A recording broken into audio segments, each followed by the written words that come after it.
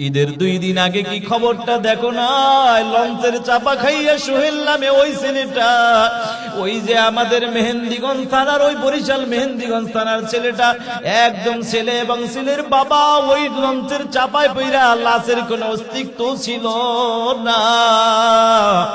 ওই তারাও তো বলেছিল। সোহেলের মা ফোন করে বলছে, বাবা তুমি কখন লঞ্চে উঠবা, এখনো কেউ উঠো নাই। সোহেল লঞ্চ গার্ড বই লঞ্চ গার্ড দাঁড়ায় বলে, আম্মু টেনশন করো না, আমি 2-3 মিনিটের মধ্যে লঞ্চে উঠতেছি, তোমার পুত্রবধূকে নিয়ে এবং আমার বাবাকে নিয়ে লঞ্চে উঠি। কিন্তু কলিজার টুকরা যুবক সোহেলের কিন্তু মায়ের সাথে এটাই জীবনের শেষ কথা। এই কলিজার টুকরা যুবক ভাই, যদি দুনিয়াকে প্রাধান্য দাও কপাল পরে যাবে রে যুবক, দিনকে প্রাধান্য দাও তাহলে তুমি মরলেও শহীদ হয়ে যাইবা। কথা বলো ঠিক কিনা? আল্লাহর ভালোবাসা নিয়ে আগাও। ও যুবক, যখন তখন তোমার মরণ আসলে কোনো অসুবিধা হবে না। আজকে দেখা যায় মুসলমান জান্নাতের বয়ান করব, ঠিক আছে, তবে জান্নাতে আমরা কারা যাব? এই আত্মাটাকে পবিত্র নিয়ে মালিকের সামনে হাজির হতে পারলে মালিক জান্নাত দিবেন, মালিকের ওয়াদা। আজকে এই যে কবরস্থান, এই যে যারা শায়িত, তাদের রুহের মাগফিরাত কামনায় এত সুন্দর আয়োজন। কলিজার টুকরা যুবক ভাই, বৃদ্ধ বাবাজিরা, ও পর্দার আড়ালের মা, একটা হাদিস মনে পড়ে গেল। নবীজি বলেন, মুতু ক্বাবলা আন তামুতু ওয়া হাসিবু আনফুসাকুম ক্বাবলা আন তুহাসাবু। নবী বলে, মরার আগে মরো, আর আখিরাতে হিসাবের আগে দুনিয়ায় নিজের হিসাবটা করে নাও। এর কলিজার টুকরা যুবক ভাই, মরার আগে মরার ব্যাখ্যা হযরত উলামায়ে কিরাম 2টা ব্যাখ্যা করেছেন। আল্লাহু আকবার। 1 নম্বর ব্যাখ্যা হলো, তোমার নফস যদি কখনো গুনাহ করার মন চায়, নফস যদি দুনিয়ার কাহেসাত যদি মিটাইতে চায়, দুনিয়া দুনিয়া করে, এই নফসটাকে, তোমার এই নফসের ইচ্ছাটাকে মাটি দিয়ে ফেলো, এটার নাম হলো মরা।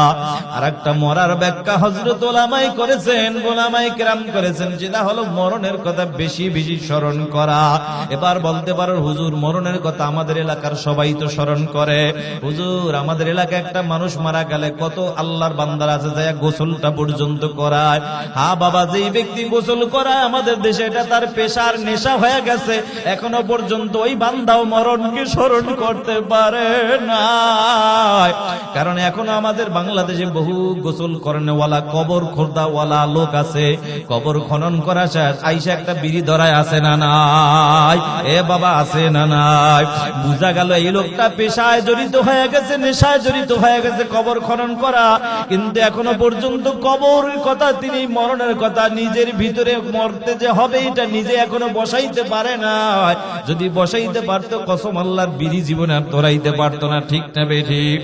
এ কলিজার টুকরো যুবক ভাইয়েরা, বৃদ্ধ বাবাজিরা, মরণের কথা কিভাবে স্মরণ করতে হয় শুনে নাও। এ মুসলমান, আব্দুর রহমান ইবনে আবু নিআম রাহমাতুল্লাহি আলাইহির কাছে একজন যুবক যাইয়া ডাক দিয়া বলে, হুজুর আমি আপনার কাছে জানতে চাই, আপনি যদি জানতে পারেন যে আগামীকাল আপনার মরণটা নিশ্চিত, তাহলে আপনি নতুন কোন আমল কইরা কাটাইবেন, আমার একটু শিখাইয়া দেন, আমিও সেই আমল করে কাটাবো। যুবকের মনে ভালো একটু চিন্তা জাগছে। এবার আল্লাহর ওলি ডাক দিয়া কয়, বাবা তোমার মনে প্রশ্ন হলো, আমি যদি জানতে পারি আমার মরণটা কোন দিন হবে, তাইলে কোন আমল করে আগের দিন কাটাবে এটাই জানবা? বলে, হ্যাঁ। কসম আল্লাহর, যুবক শুনে না, আমি যদি জানতে পারি আগামীকাল আমার মরণটা নিশ্চিত, কসম আল্লাহর, আমি 1 বছর আগে যে আমল করেছি, 1 মাস আগে, 1 সপ্তাহ আগে, 2 দিন আগে, আল্লাহর কসম আমি সেই একই আমল করে কাটায় দেব। জোরে কন্যা সুবহানাল্লাহ। এবার কলিজার টুকরো যুবক ডাক দিয়ে বলে, ওগো আল্লাহর ওলি, তাইলে কি আপনার মরণের কোনো ভয় নাই? আল্লাহর ওলি কয়, বাবা এই কথাটা কেন বললা? কয়, মরণের ভয় যদি থাকতো, নতুন তো কিছু আমলের প্রয়োজন ছিল। আল্লাহর ওলি চোখের পানি ফালাইয়া কাঁদে আর কয়, বাবা আরে মরণের ভয় আছে বিদায় আমি নতুন কোন আমল করব না, কারণ আমি যেদিন আমি জানতে পেরেছি মরণ আমার একদিন হবে, সেদিন থেকে আল্লাহর কাছে খাঁটি ওয়াদা করেছি, আল্লাহ তোমার জমিনে যতদিন আমি থাকব কোনদিন একটা নেক আমল ছাড়বো না। জমিনে যতদিন আমি থাকব কোনদিন একটা গুনাহও আমি করব না। ও কলিজার টুকরা যুবক, বলো এমন নিয়ত যদি তুমি আমি করতে পারি, তাইলে কি আমাদের নতুন কোন আমলের প্রয়োজন আছে? মরণের জন্য তো মুসলমান সব সময় প্রস্তুত থাকবে, কারণ আল্লাহ যেদিন কোরআন নাজিল করেছেন এই কোরআনের তো আল্লাহ কত সুন্দরভাবে আজ থেকে আরো ১৫০০ বছর আগে নবীর মাধ্যমে জানায়া দিছে। আল্লাহ কত সুন্দর করে তোমাকে আমাকে জানায়া দেয়, ইয়া আইয়ুহাল্লাযীনা আমানু আমানুত্তাকুল্লাহ, ও ঈমানদাররা আমি আল্লাহকে ভয় করো, হাক্কা তুকাতি, ভয় করার মতো ভয় করো, ওয়ালা তামুতুন্না ইল্লা ওয়া আনতুম মুসলিমুন, খবরদার মুসলমান না হইয়া মৃত্যুবরণ করিও না।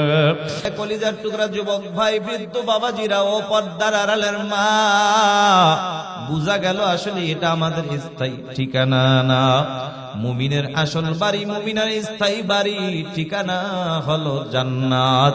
ওই জান্নাতে আমরা কারা কারা যেতে চাই না? নারে তাকবীর। আল্লাহ কবুল করেন। এবার বাবাজিরা আমার, জান্নাতে যদি যেতে চাই, জান্নাতে যেতে চাইলে হাত জাগায় জান্নাত পাওয়া যাবে না। জান্নাত তো মামু বাড়ির আবদার না, মামার কাছে আবদার করলাম আর পাইয়া গেলাম। ও কলিজার টুকরা যুবক ভাই, এমন একটা দামি আয়াতে কারিমা আপনাদের মাঝে আমি তেলাওয়াত করেছি, যেই আয়াতের মধ্যে আল্লাহ তাআলা মুমিনদেরকে জান্নাতের ঠিকানা দিয়া দিয়েছেন।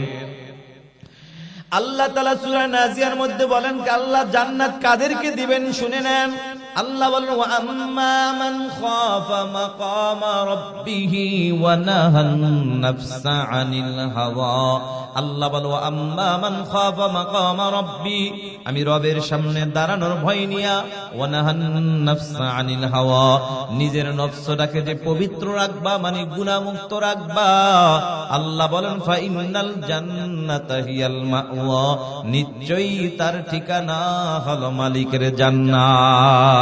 সুবহান আল্লাহ। কেমন জান্নাত দিবেন জানো ও মুসলমান? আল্লাহ কত বড় জান্নাত দিবেন দেখো। দুনিয়ার জমিনে ছোট্ট একটা সামান্য ঘর যদি দেখা হয়, এই ঘরটা বানানোর জন্য মাথার মধ্যে যদি ঢুকে, আল্লাহ এমন একটা ঘর যদি আমি বানাইতে পারতাম, বলো বন্ধু এই ঘরটা বানানোর জন্য নিয়ত করলেই কি ঘরটা হয়ে যায়?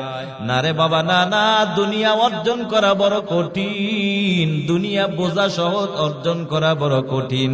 তবে আখিরাতের বিশাল বাড়ি, বিশাল জান্নাত, আখিরাত বোঝা বড় কঠিন কিন্তু অর্জন করা বড় সহজ। জোরে কন্যা সুবহানাল্লাহ। দুনিয়া অর্জন করা কেমন কঠিন জানো?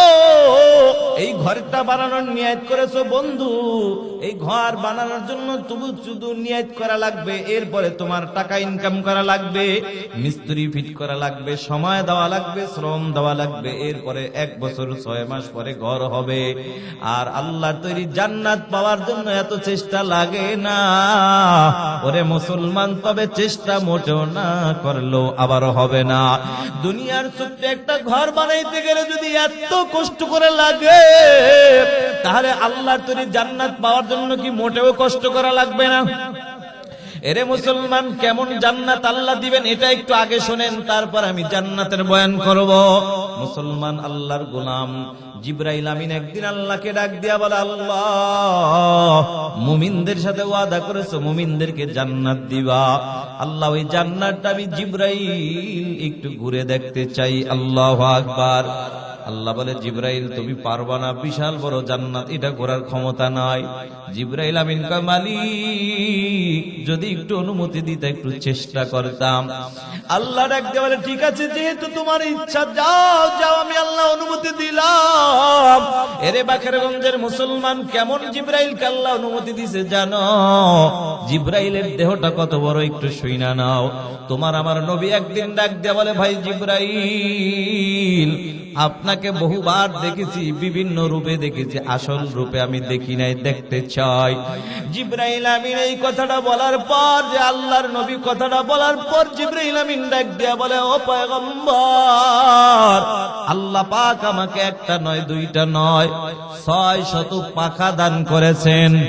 আমার দেহটা আল্লাহ এত বড় বিশাল বানাইছেন, এত বড় বিশাল দেহটা আপনার দেখার ক্ষমতা নাই, তবে আপনি নবী যেহেতু আশা করছেন তাহলে একটু আকাশের দিকে তাকান।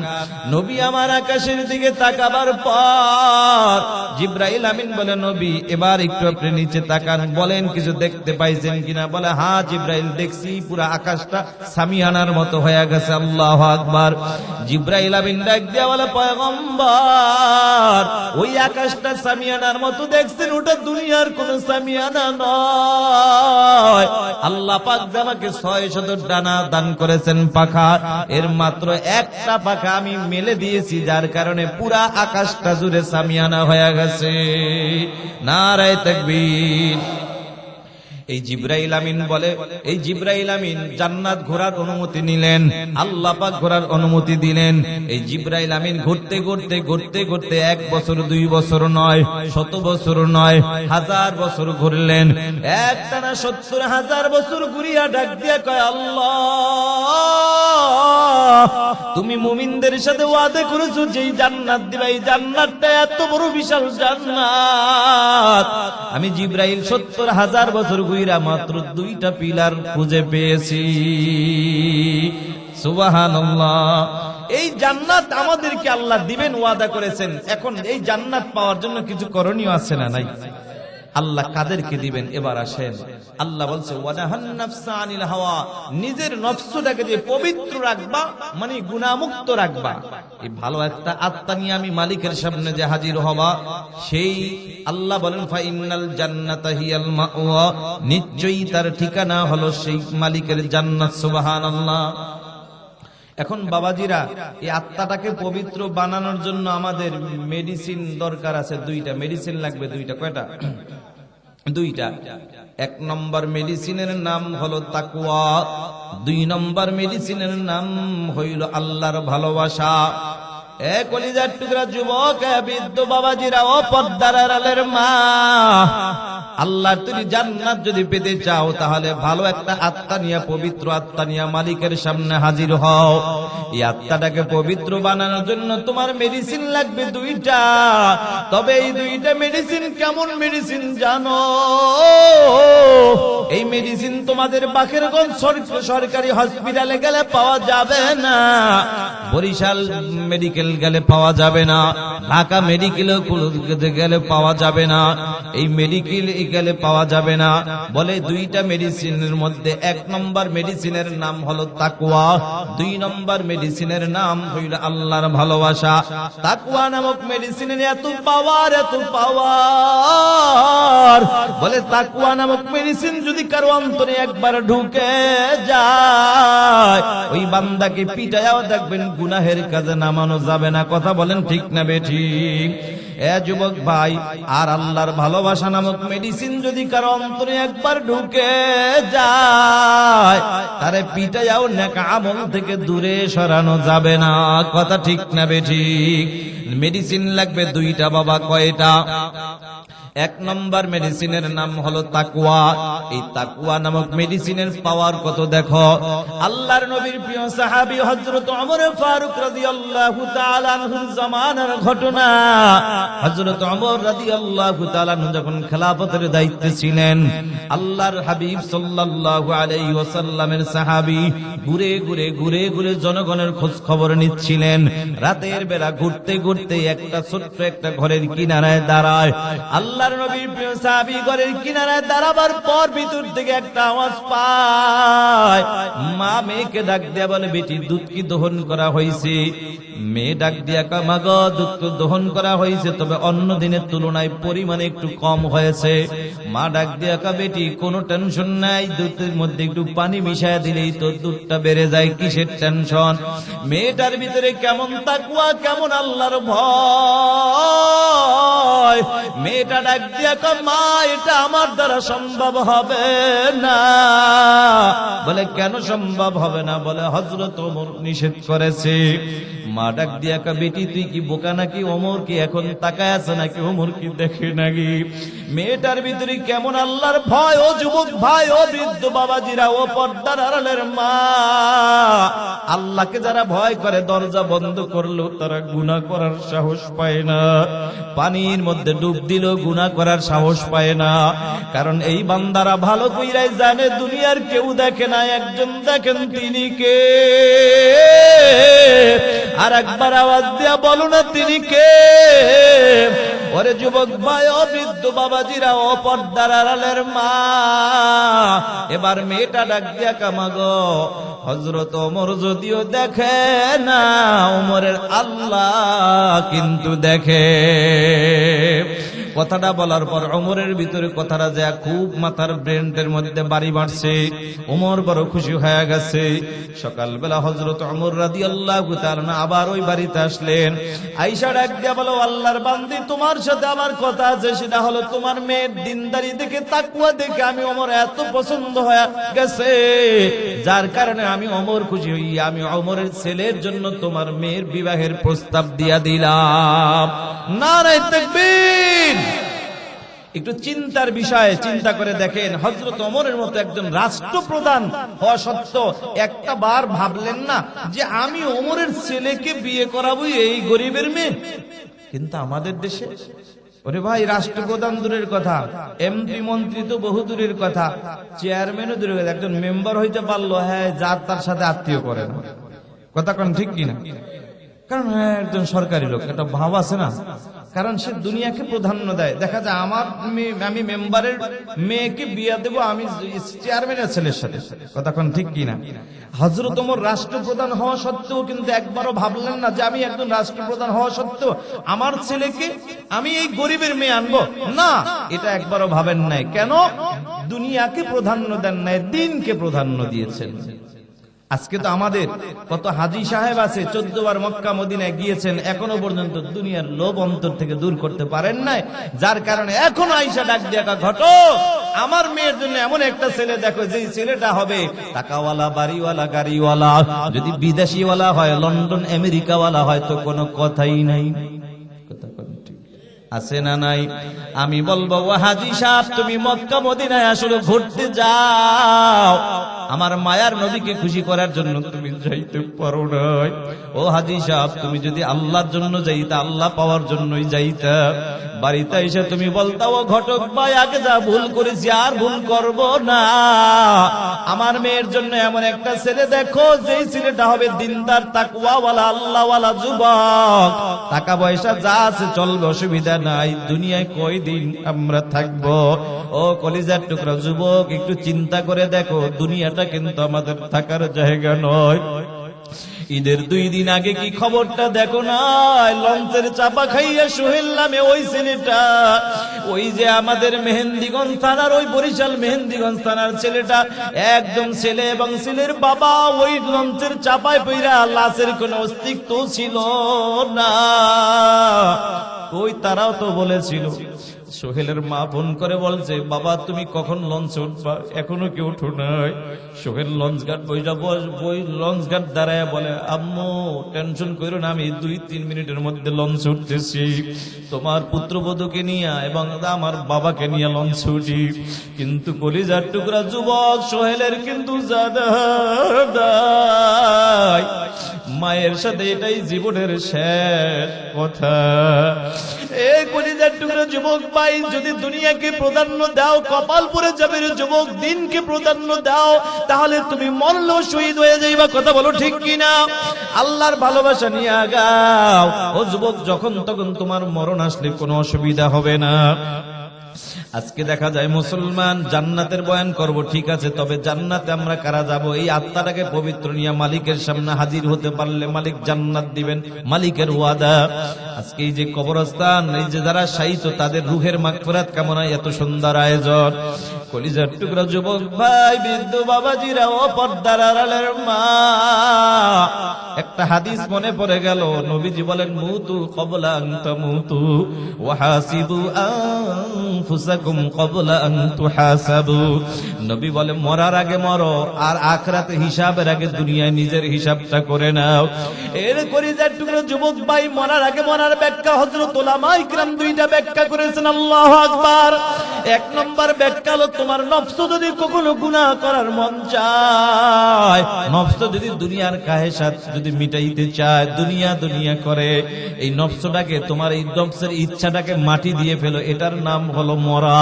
আর একটা মরার ব্যাখ্যা হযরত উলামায়ে করেছেন, উলামায়ে কেরাম করেছেন, যেটা হলো মরণের কথা বেশি বেশি স্মরণ করা।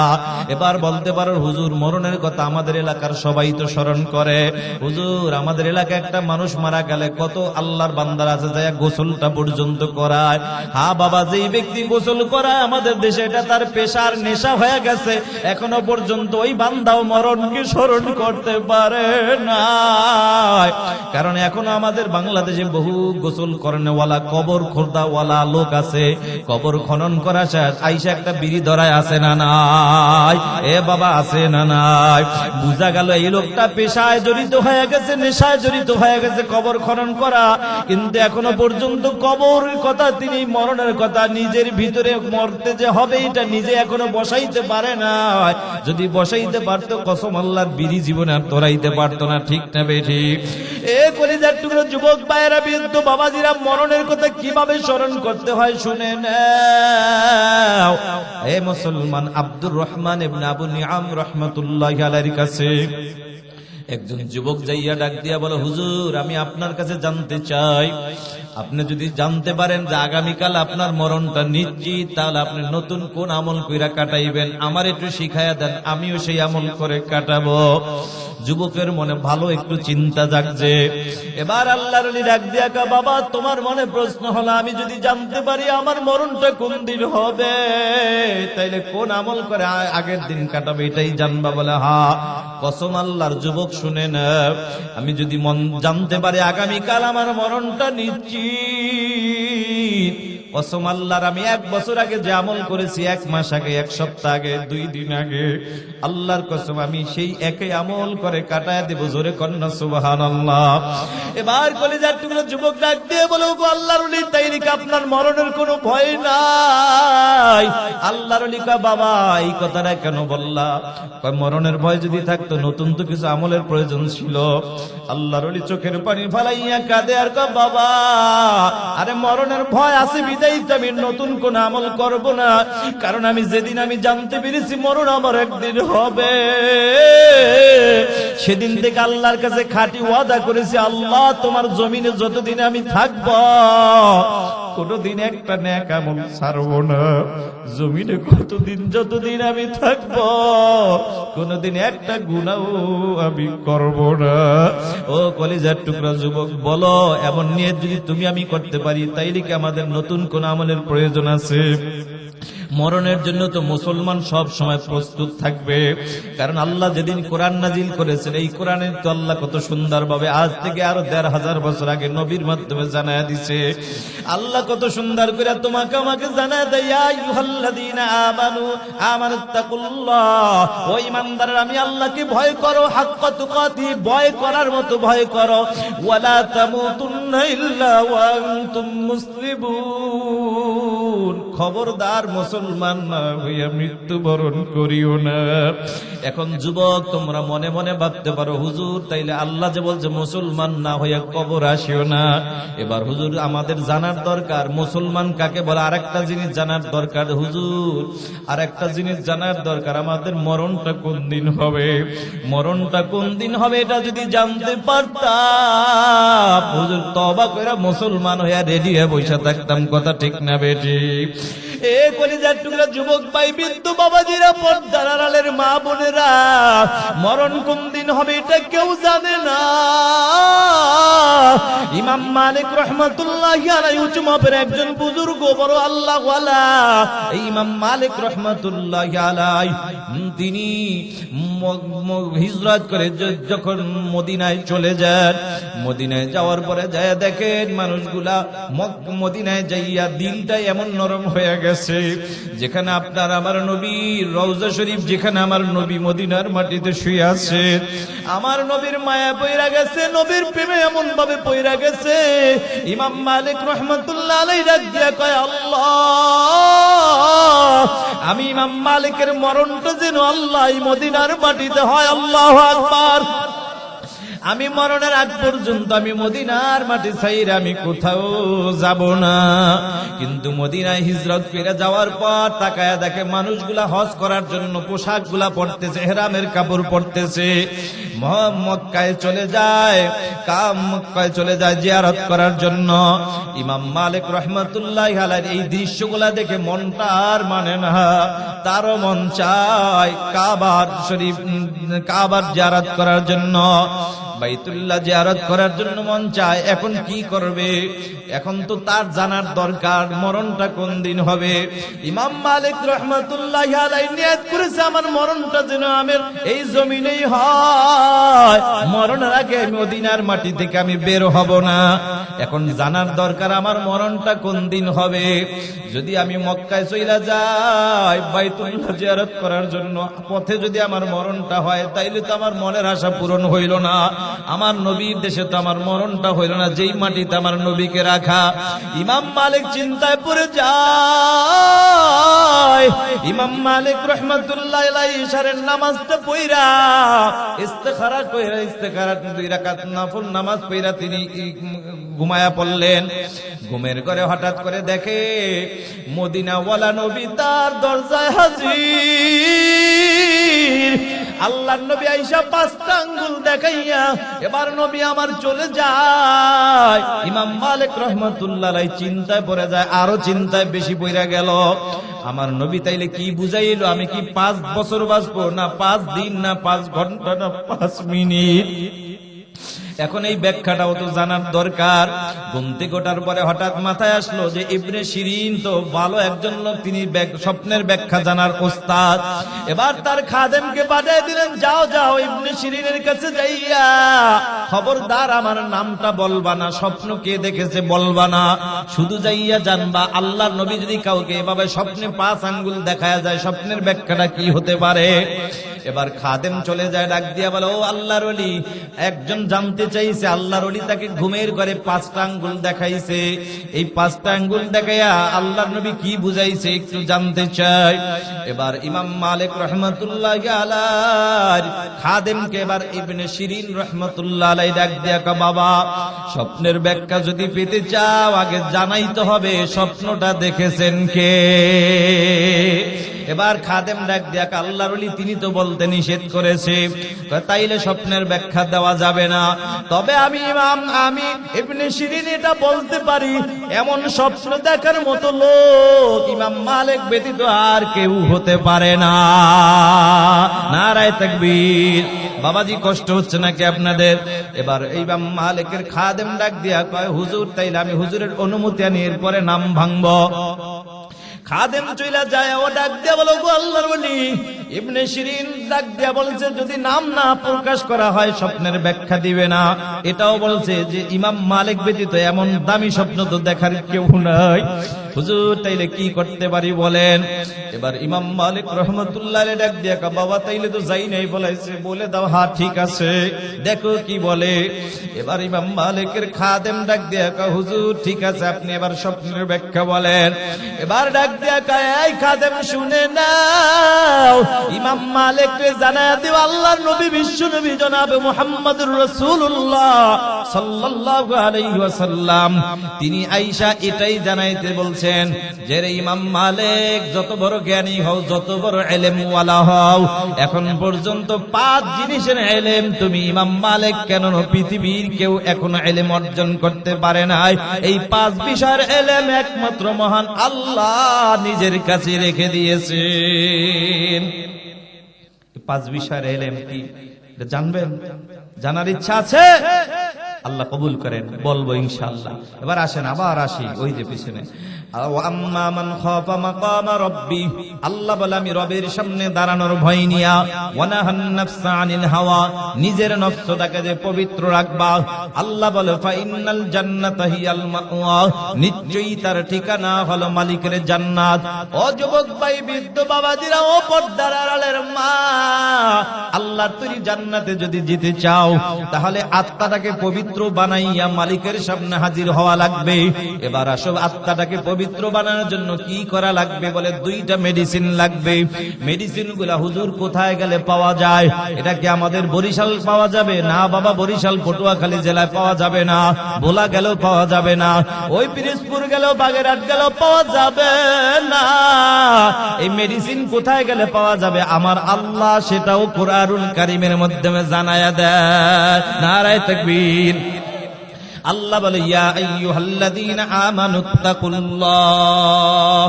ইয়া আইয়ুহাল্লাযীনা আমানুত্তাকুল্লাহ ওয়া কুনু মা'আস সাদিকিন।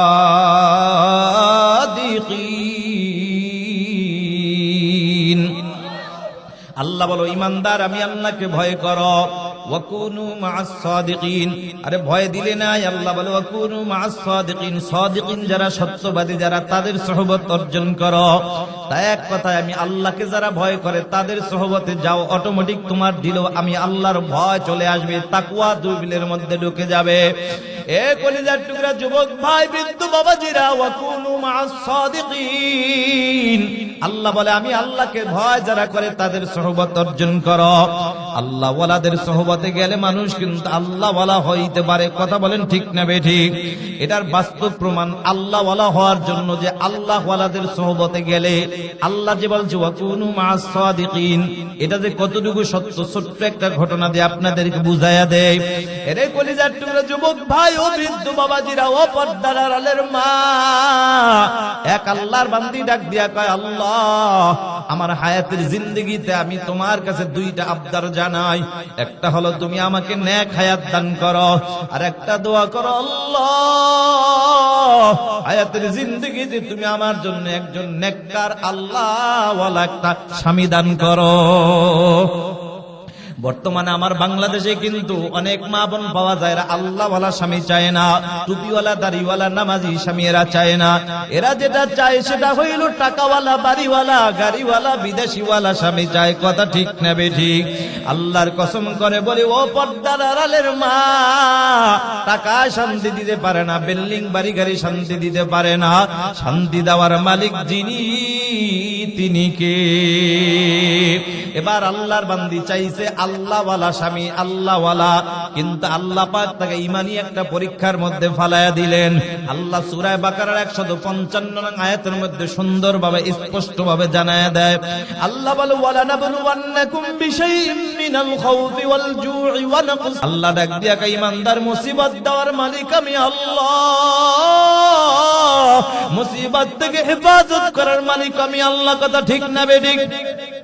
আল্লাহ বলে আমি আল্লাহ তোমারে ভালোবাসা যদি ঈমানি পরীক্ষার মধ্যে পালায়া দেয়, যুবক আল্লাহ কা বান্দা খবরদার, এই মুসিবত থেকে হেফাজত করার মালিক আমি আল্লাহ। মুসিবত থেকে কিভাবে আমি আল্লাহর কাছে পানাহ চাইবা আমি আল্লাহ, সেটাও কুরআনুল কারীমের মাধ্যমে জানায়া দিলাম। সূরা বাকারার 153 নং আয়াতের মধ্যে সুন্দরভাবে আল্লাহ জানায়। আল্লাহ বলে, ইয়া আইয়ুহাল্লাযীনা আমানুস্তাঈনু বিস-সাবরি ওয়াস-সালাহ ইন্নাল্লাহ আল্লাহ বলো ঈমানদার, আমি মুসিবতের মধ্যে পড়ছো, কোনো টেনশন নাই, 2টা আমল নিয়ে সামনে আগাও। একটা হলো ধৈর্য, আর একটা হইল নামাজ। এবার আল্লাহর বান্দি চাইছে কি বলেন? আল্লাহওয়ালা স্বামী কি চাইছে? আল্লাহকে 2টা আবদার করছে, আল্লাহ তুমি আমাকে আল্লাহওয়ালা বানাও আর আমাকে একজন আল্লাহওয়ালা স্বামী দান করো। কিন্তু আল্লাহ পাক আল্লাহর বান্দিকে ভালোবাসে ঈমানি পরীক্ষার মধ্যে বানায়া দিছে। এমন একটা স্বামী তার হায়াতের জিন্দেগিতে দান করেছে, যেই স্বামীর মধ্যে নামাজ নাই, রোজা নাই, পর্দার আমল নাই, সারাদিন মদ খায়, গাঞ্জা খায়, জুয়ার আড্ডায় কাটায়, গভীর রাত বাড়িতে যাইয়া বিবির উপর অত্যাচার করে, জুলুম করে। আল্লাহর বান্দির উপর বেজার না, গভীর রাত তাহাজ্জুদ নামাজে দাঁড়াইয়া চোখের পানি ফালাইয়া কাঁদে আর কয়, মালিক তোমার কাছে চাইলাম আল্লাহওয়ালা, পাইলাম আল্লাহ ভোলা, এরপর তোমার উপর বেজার না, কারণ আমি ভালো করে জানি তুমি যাকে ভালোবাসো মাঝে মাঝে তাকে ঈমানি পরীক্ষা করো। সুবহানাল্লাহ। আল্লাহ তবে তোমার কাছে আমি একটা আবদার জানাই, চাইলাম আল্লাহওয়ালা, পাইলাম আল্লাহ বলা, এরপরও বেজার না, তবে তোমার কাছে আমি একটা আবদার জানাই, আমার এই আল্লাহ বলা স্বামীটাকে আল্লাহওয়ালা বানায়া দাও। ও যুবক ভাই, আল্লাহওয়ালা হওয়ার জন্য কোথায় গেলে কোথায় যাওয়া লাগবে? আল্লাহ ওয়াকুনু মা'আস সাদিকিন, সাদিকিন যারা, সত্যবাদী যারা, তাদের সোহবত অর্জন করো। মুসলমান আল্লাহর গোলাম, এবার আল্লাহর বান্দার দোয়া কবুল হয়ে যায়। বিবির চোখের পানি তো মালিকের দরবারে কবুল হয়ে গেছে। মতকর স্বামী রাস্তা দিয়ে হাঁটতেছে, ওই এলাকার মধ্যে হঠাৎ করে একটা তাবলিগ জামাত আসছে। চিনেননি আপনারা তাবলিগ জামাত? এ বাবা, ভালো না খারাপ? তাবলিগ বলো, চরমোনাই বলো, সারচিনা বলো, উজানি বলো, বাংলাদেশ হক্কানি আল্লাহওয়ালারা খারাপ না, বরং সেখানে যাইয়া মানুষ খারাপ হয় না, আল্লাহ বলা মানুষগুলা আল্লাহওয়ালা হয়ে যায়। কথা ঠিক না বেঠিক? এ যুবক ভাই, এবার তো তাবলিগ জামাত আসছে। আমির সাহেব আসরের নামাজের পরে দাওয়াতের কাজ নিয়ে বের হয়। সর্বপ্রথম যে আল্লাহর বান্দার সাথে দেখা হয়, এই আল্লাহর বান্দাই হলো এই যুবক মতকর ফরিদউদ্দিন। বলেন আল্লাহু আকবার। ও বাকিরগঞ্জের মুসলমান, বলো হেদায়েতের মালিক কে? আর একটা আওয়াজ দিয়ে বলো নাকি?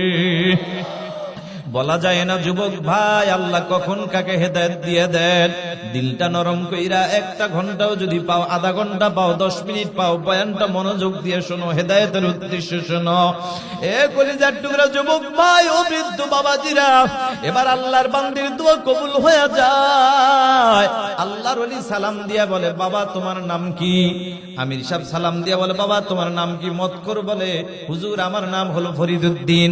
এ যুবক, তোমাদের এই মহল্লায় আল্লাহর ঘর মসজিদ, আল্লাহর কিছু মেহমান আসছে দ্বীনের দাওয়াত নিয়া, যদি যাইতা বড় খুশি হইতাম। সাথে সাথে মালিক আল্লাহও খুশি হইয়া যাইতো। আল্লাহর বান্দা যুবক এবার তাবলিগ জামাত, এবার আমির সাহেবকে ডাক দিয়া, হুজুর জীবনে এত মানুষ নামাজে ডাকছে, কেউ কোনোদিন নিতে পারে নাই, আজকে কেন জানি আপনার জবানের বয়ান শুনে দিলটা আমার নরম হয়ে গেছে। কেন জানি আমার মন চায় আমি আজকে ওই মালিকের গোলামি করার জন্য মসজিদে চলে যাই। ঠিক মাগরিবের নামাজে হাজির হয়ে গেল। নামাজের পরে কোরআনের বয়ান, হাদিসের বয়ান চলতেছে। হঠাৎ করে ইশারের আজান, আজানের পরে আমির সাহেব দাঁড়াইয়া এবার ডাক দিয়া বলে, ও যুবক, কে আছো? আল্লাহর রাস্তা বের হওয়ার জন্য রাজি আছো? দাঁড়াও। কথাটা বলতে দেরি, যুবক মতকর সবার আগে দাঁড়াইতে দেরি নাই। আল্লাহু আকবার। যুবক এবার দাঁড়াইয়া ডাক দিয়া বলে, ও আল্লাহর ওলি, জীবনে এমন কোন দিন নাই যে আপনাদের বিরোধিতা করি নাই, আল্লাহর নাফরমানি করি নাই। আজকে কেন জানি মন চায় আপনাদের সাথে আল্লাহর রাস্তায় বের হয়ে যায়। কিন্তু আমি একটা দোকানের মালিকের দোকানে চাকরি করি, মালিক তো আমাকে এত লম্বা ছুটি দিবে না। আমির সাহেব কা, বাবা তুমি শুধু রাজি হও, তোমার মালিকের কাছ থেকে ছুটি নেওয়ার দায়িত্ব আমি নিজেই নিয়ে নিলাম। হেদায়েতের মালিককে, কবুল করার মালিককে, বান্দার কাজকে একটু চেষ্টা করা। ওয়াল্লাযীনা জাহাদু ফীনা লানাহদিয়ান্নাহুম সুবুলানা ওয়া ইন্নাল্লাহা লামাআল মুহসিনিন।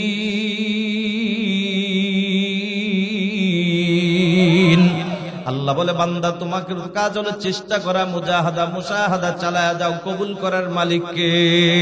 এবার যুবক দ্বারা একা, হুজুর যাব। আমির সাহেব কয়, সকালবেলা তোমার মালিকের কাছ থেকে আমি ছুটি নিয়ে নিব। এবার সকালবেলা ওই আমির সাহেবকে নিয়ে দোকানওয়ালার কাছে হাজির। সালাম দিয়া বলে, ও দোকানওয়ালা ভাই, আপনার দোকানের কর্মচারী ফরিদউদ্দিন নামে কেউ আছে? বলে, হ্যাঁ আছে। আপনার কর্মচারী ফরিদউদ্দিন তো আল্লাহর রাস্তায় বের হওয়ার জন্য রাজি হয়ে গেছে, যদি ছুটি দিতেন, অনুমতি দিতেন। দোকানওয়ালা ছিল 5 ওয়াক্ত নামাজের নিয়মিত একজন মুসল্লি, কন্যা সুবহানাল্লাহ। এবার মুস্কি একটা হাসি দিয়া ডাক দিয়ে বলে, হুজুর জীবনে এমন কোন দিন যায় না আমি এই ফরিদউদ্দিনকে নামাজের জন্য ডাকি নাই, একটা দিনের জন্য আমি নামাজে নিতে পারি নাই। আজকে কেন জানি আপনার জবানের বয়ান শুই না দিলটা নরম হয়ে গেছে। আমার কোনো বাধা নাই, ভাই আমি 40 দিনের ছুটি দিয়া দিলাম, 40 দিনের বেতন দিয়া দিলাম, এখানেই ক্ষান্ত নয়। এবার আল্লাহর বান্দা ডাক দিয়া বলে, বিবি মন খারাপ কইরো না, বিকাল বেলা ঈশা মনের মতো কথা বলবো, তুমি যদি পারো আমার জন্য একটু চার ব্যবস্থা করো, আমি গোসল করে অফিস থেকে আসলাম। আল্লাহর বান্দা গোসল করতে যায়। আল্লাহর বান্দির মনে বড় আনন্দ, 40 দিন পরে আমার প্রাণের স্বামীরে পাইলাম, আমি নিজ হাতে একটু চা বানায় খাওয়াবো। ও বাকেরগঞ্জের মুসলমান, অনেক কথা জমা আছে। নবীজির একখানা হাদিস, আল্লাহর নবীর হাদিস, আল মারআতু ইযা সাল্লাত খামসাহা ওয়া সামাত শাহরাহা ওয়া হাসানাত ফারজাহা ওয়া আতাআত বা'লাহা দাখালাত মিন আইয়ি আবওয়াবিল জান্নাতি শাআত আও কামা ক্বালা an-নবী আলাইহিস সালাতু ওয়াস সালাম। নবী ডাক দিয়া বলে, ও দুনিয়ার নারীরা, তোমাদের জন্য সুসংবাদ, তোমরা যদি 4টা গুণে গুণান্বিত হতে পারো, 4টা গুণ অর্জন করতে পারো, এই 4 গুণওয়ালা নারীর জন্য আল্লাহ তৈরি জান্নাতের 8টা দরজা আল্লাহ খুলে দিবেন। সুবহানাল্লাহ। ও যুবক ভাই, ও বৃদ্ধ বাবাজিরা, এমন নেককার বিবি ঘরে ঢুকাও, কপাল খুলে যাবে। 1 নম্বর গুণের নাম হলো 5 ওয়াক্তের নামাজ, 2 নম্বর গুণের নাম হলো মাহে রমজানের রোজা, 3 নম্বর গুণের নাম হলো পর্দার আমল, 4 নম্বর গুণের নাম হইল স্বামীর খেদমত। এই নেককার বিবি যারা, এরাই কিন্তু স্বামীর খেদমতের বড় পাগল। যুবক, তোমাদেরকে 1 মিনিট আমি একটা অনুরোধ করে যাই, তোমরা যারা বিবাহ করো নাই, ও কলিজার টুকরা যুবক, তোমাদের কাছে অনুরোধ করি, তোমরা নেককার বিবি ঘরে ঢুকাও। তবে নেককার বিবি যদি পাইতে চাও, নিজে আগে নেককার হও। আজকে দেখো না, অনেক মা বাবা তাবিজের জন্য দৌড়ায়, হুজুর পানি পরা দেন, তেল পরা দেন, পানি পরা দেন, তাবিজ দেন। বলে, কেন আমার সন্তান আমার হক আদায় করে না? আমি ডাক দেয়া বলো, মুরব্বী বাবা, মন খারাপ করবেন না, আপনার এই তাবিজ দ্বারা তেল পরা দেয়া কিয়ামত পর্যন্ত সন্তান হক আদায় হবে না।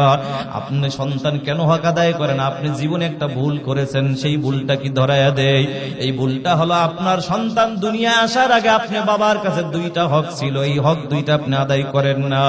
1 নম্বর হক হলে, যুবক তোমাদেরকে এখন বলে যাই, মুরব্বীদেরকে বলে লাভ নাই, তোমাদেরকে বলে যাই, তোমরা যারা বিবাহ করো নাই রে যুবক, 1 নম্বর হলো তুমি নিজে নেককার হও, 2 নম্বর হলো নেককার একজন বিবি ঘরে ঢুকাও। কারণ নেককার বিবির ঘরে ঢুকাও, দেখবা তো বাপ যদি ভালো হয়, মা ভালো হওয়ার আশা করা যায়, আর মা যদি ভালো হয়, মায়ের গর্ভে সন্তান ভালো হওয়ার আশা করা যায়। বলতে পারো, হুজুর নেককার বিবি ঘরে ঢুকাইলে লাভ হবে কি? একটু বইলা যান। বাবা সময় নাই, তারপর সংক্ষেপে বলে যায়। নেককার বিবি ঘরে ঢুকাইলে তোমার জন্য 3টা লাভ রে যুবক। 1 নম্বর লাভ হলো, হায়াতের জিন্দেগিতে স্বামী হিসেবে খেদমতের কোনো ত্রুটি হবে না। কারণ নেককার বিবিরা স্বামীর খেদমতের বড় পাগল। আর নেককার বিবি ঘরে ঢুকাইলে 2য় নম্বর লাভ হবে, নেককার বিবির গর্ভে সন্তান পাইবা তুমি, নেককার সন্তান। আর 3 নম্বর লাভ হবে, তোমার জনম দুঃখিনী মা বাবা কোনোদিন কষ্ট পাবে না। কারণ যারা নেককার বিবি ঘরে ঢুকাইয়া বিদেশে গেছো, তোমার বিবি ডাক দিয়া বলবে, স্বামী আপনার মা বাবার খেদমতের জন্য ঘরে কোনো চাকর চাকরানি লাগবে না।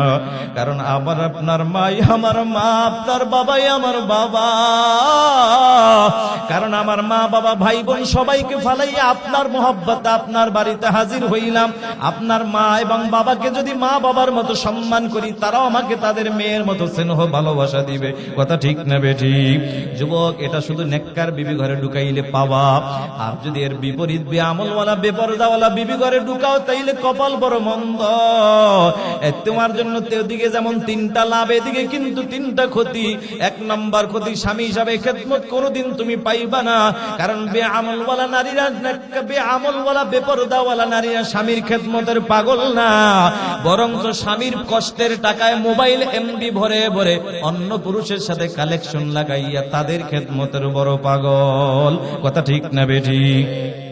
এই জন্য যুবক ভাই অনুরোধ করে যাই, বেআমলওয়ালা নারী ঘরে ঢুকাইও না, নেককার বিবি ঘরে ঢুকাও, কপাল বড় ভালো।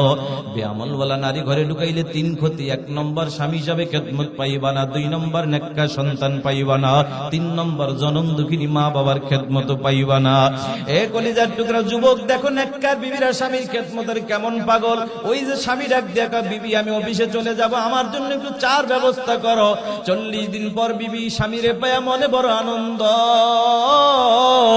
বিবি মনের আনন্দ নিয়ে চা বানাইতে রওনা হয়। ও বাকেরগঞ্জের মুসলমান, জানতে চাই আল্লাহ যদি না খাওয়ায় পৃথিবীর কোন মানুষের ক্ষমতা আসেনি খাওয়ানোর? এবার দেখো আল্লাহর বান্দি চা বানাইতে যাইয়া মনের বলে চিনি না দিয়া নুনের বয়ম থেকে নুন ঢেলে দেয়। খেলাটা কার?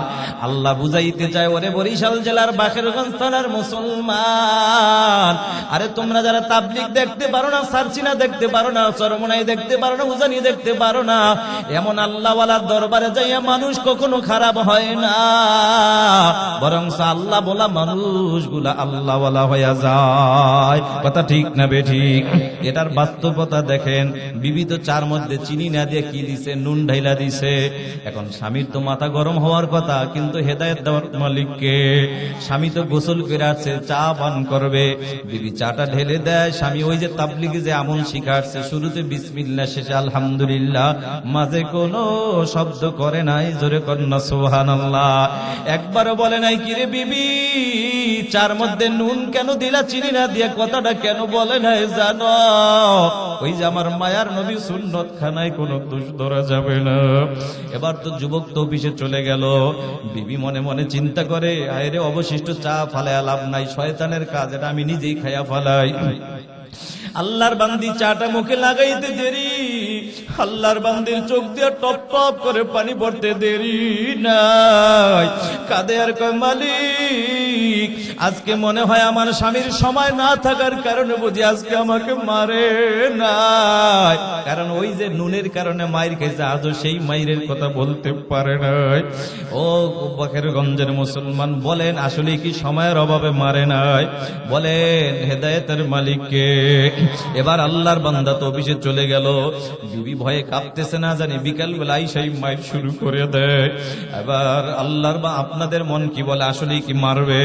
এবার বিকাল বেলায় অফিস থেকে আইসা মারবে তো দূরের কথা, বরঞ্চ সকালের মতো আবার সালাম দিয়া ডাক দিয়া বলে, রে বিবি সকালবেলা ওয়াদা করেছি মনের মতো কথা বলবো, তবে সব কথার প্রথম কথা হইল, বিবি পারবানি তুমি আমার একটু ক্ষমা কইরে দিতে? বিবি কান্দের, স্বামী ক্ষমা আপনি কেন চান? ক্ষমা তো আমি চাওয়ার জন্য আপনার কাছে অপেক্ষায় আছি। স্বামী কাঁদে আর কয়, বিবি তুমি আবার কি ভুল করলা? কেন তুমি ক্ষমা চাইবা? ডাক দিয়া কয়, স্বামী 40টা দিন পরে একটু সামান্য চা খাওয়ার আবেদন জানাইলেন, এই চার মধ্যে আমি চিনি না দিয়া নুন ঢেলে দিয়েছি, বড় অন্যায় করেছি, আমাকে মাফ করে দেন। কথাটা শোনার পরে স্বামীর চোখের পানি আর ধরে রাখতে পারে না। স্বামী কাঁদে আর কয়, বিবি তুমি তো মাত্র আমি একার খানা নষ্ট করেছো। আরে বিবি তুমি কি জানো, তোমার এই স্বামী কতগুলো আল্লাহর বান্দাদের খানা নষ্ট করেছে? সেখানে তাকায়া দেখলাম কোন মানুষ একটা শব্দ করে নাই। আমি সেখান থেকে এই আমলটা শিক্ষা গ্রহণ করে এসেছি, যতদিন বেঁচে থাকবো বলে কোনদিন আমিও আর শব্দ করব না। নারে তাকবীর। ওয়া আম্মা মান খাফা মাকামা রাব্বিহি ওয়া নাহান নাফসা আনিল হাওয়া। আল্লাহ পাক বলে, ওয়া আম্মা মান খাফা মাকামা রাব্বি, আমি রবের সামনে দাঁড়ানোর ভয় নিয়া, ওয়া নাহান নাফসা আনিল হাওয়া, নিজের নফসটাকে যে পবিত্র রাখবা, গুনাহ মুক্ত রাখবা। আল্লাহ বলে, ফা ইন্নাল জান্নাতা হিয়াল মাওয়া, নিশ্চয়ই তার ঠিকানা মালিকের জান্নাত। আমরা যেন আত্মাটাকে পবিত্র বানাইয়া মালিকের ঠিকানা জান্নাত যেন আমরা কামাই করতে পারি, আল্লাহ সেই তৌফিক আমাদের সবাইকে দান করুক, বলুন আমিন। ও কলিজার টুকরা যুবক ভাই, জান্নাত পাওয়ার জন্য এই যে আপনাকে আমাকে দুনিয়ায় পাঠাইলেন কে? এই জান দিয়েছেন কে? মাল দিয়েছেন কে? এটা যে একটু আসতে বললেন। জান আল্লাহ দিছে, মাল মনে হয় সরকার দিছে, মাল মনে হয় আপনার মানে ফ্যাক্টরি থেকে আসছে। না রে বাবা, না না, এই যে ব্রেন, এই যে ব্রেন শক্তি, আর আপনার চাইতে বড় শক্তিশালী দেখা যায় রাস্তায় ঘুরে পাগল, বুঝে না ভালো করে, নামও বলতে পারে না, আছে না নাই? কিন্তু আল্লাহ পাক দেখা যায় আপনার কত আল্লাহর বান্দা আছে, কোটি কোটি টাকার মালিক, দেখতে পছন্দ হবে না, শরীরে গোস্তও নাই, আছে না নাই? খাটো মানুষ, লম্বাও না, কিন্তু বহু টাকার মালিক। ও বন্ধু, টাকার মালিক বানাইলেন যিনি, তিনি কে? তাহলে আমার জান মাল দুনিয়া যা কিছু আছে সব কিছু আমার আল্লাহর দেওয়া। আল্লাহর দেওয়া জান, আল্লাহর দেওয়া মাল আল্লাহর রাস্তায় দিলে খুশি হবেন কে? বেজার হবেন কে? শয়তান। আল্লাহকে খুশি করব, শয়তানকে আমরা খুশি করব না ইনশাআল্লাহ। এই জন্য আল্লাহকে খুশি করার জন্য আমরা কারা কারা তৈরি আছি? নারায়ে তাকবীর। হাতটা নামান। ও বন্ধু, এই ঘর আল্লাহর ঘর, মসজিদ, এটা আল্লাহর ঘর। হাদিস শরীফের মধ্যে আসছে, হাদিস শরীফের মধ্যে আসছে, মান বানা মাসাজিদাল্লাহি বাইতান ফিল জান্নাহ। আল্লাহর ঘর মসজিদের মধ্যে যদি কেউ আল্লাহর দেওয়া সম্পদ থেকে যদি কিছু টাকা দেয়, দান করে, আল্লাহ তাআলা খুশি হইয়া জান্নাতের দামি ঘর বানায় দিবেন। সুবহানাল্লাহ। এই জান্নাতের দামি ঘর চাই কি চাই না? আল্লাহ যদি কবুল করেন ইনশাআল্লাহ আলোচনা হবে। আলোচনা কিন্তু আমি শেষ করি না।